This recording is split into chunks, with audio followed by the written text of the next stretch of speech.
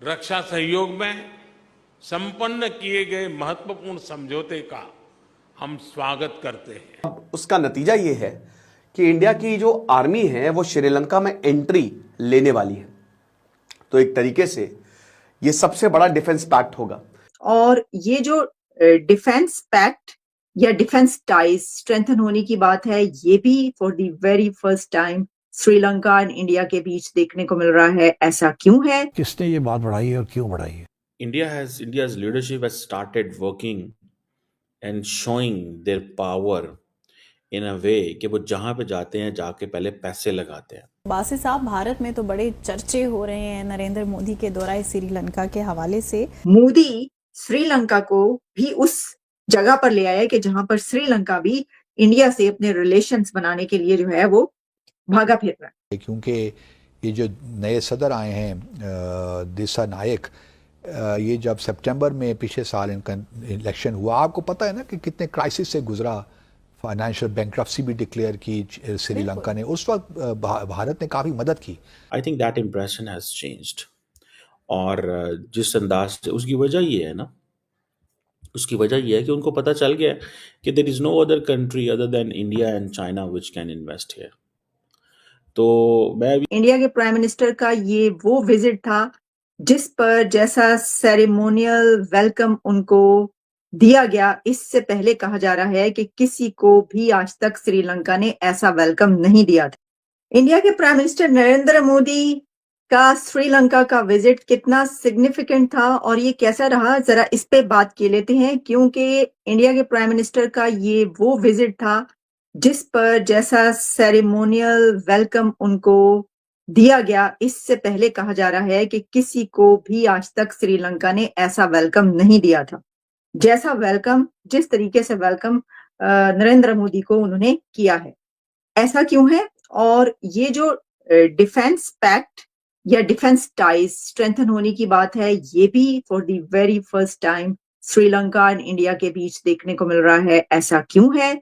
लेकिन हम स्टार्ट करते हैं वहां से कि जहां पर हमें पता ये चलता है कि इंडिया के प्राइम मिनिस्टर नरेंद्र मोदी साहब को श्रीलंका का दी हाईएस्ट सिविलियन अवार्ड दिया गया है।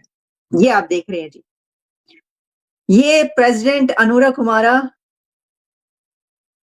नरेंद्र मोदी साहब को दी हाईएस्ट सिविलियन अवार्ड दे रहे हैं। और ये उन्होंने कहा है कि हम ये समझते हैं कि नरेंद्र मोदी डिजर्व करते हैं, उनसे ज्यादा कोई डिजर्व नहीं करता ये वाला अवार्ड, और इसलिए उन्होंने ये अवार्ड जो है दी हाईएस्ट सिविलियन अवार्ड दिया। अब देखिए, बात यह है कि ये कोई पहला अवार्ड तो है नहीं मोदी साहब के लिए। दुनिया के कुछ ही कंट्रीज बचे हैं जहां से मोदी साहब को दी हाईएस्ट सिविलियन अवार्ड ना मिला हो। मतलब सऊदी अरेबिया ने दी हाईएस्ट सिविलियन अवार्ड दिया मोदी साहब को, यूएई ने अपना अवार्ड हाईएस्ट अवार्ड दिया, रशिया ने हाईएस्ट अवार्ड दिया, यूक्रेन ने, वो जिधर भी जाते हैं ना मोदी साहब, वहां से उनको मिलता ही मिलता है। India's leadership has started working and showing their power in a way कि वो जहाँ पे जाते हैं जाके पहले पैसे लगाते हैं और फिर उनसे डिमांड करते हैं। ये जो फॉर एग्जांपल मैं आपको मिसाल देने लगा हूँ कि जी इंडियन प्राइम मिनिस्टर ने और श्रीलंकन प्रेसिडेंट अनुरा कुमारा ने एक रेलवे लाइन की अपग्रेडेशन ट्रैक के ऊपर काम किया है, जिसके ऊपर एडवांस सिग्नलिंग और ये सारा कुछ हुआ है। तो ये सारी बात है, this is the money which has come from India. और अगर आप देखें कि जिस अंदाज से नरेंद्र मोदी को श्रीलंका ने वेलकम किया है, तो वो जो इम्प्रेशन था माजी में कि शायद श्रीलंका की जो नई गवर्नमेंट है, ये जो मौजूदा गवर्नमेंट आई है, ये शायद क्रिटिकल है इंडिया की, I think that impression has changed. और जिस अंदाज से, उसकी वजह ये है ना, उसकी वजह यह है कि उनको पता चल गया कि there is no other country other than India and China which can invest here. तो मैं अभी चाइना फैक्टर तो डिस्कस नहीं करूँगा इस सारी सिचुएशन में, वो मैं सेपरेटली रखता हूँ उसको। बहरहाल ये जो प्रोजेक्ट है, ये जो विजिट है मोदी साहब का, ये बड़ा इंटरेस्टिंग है।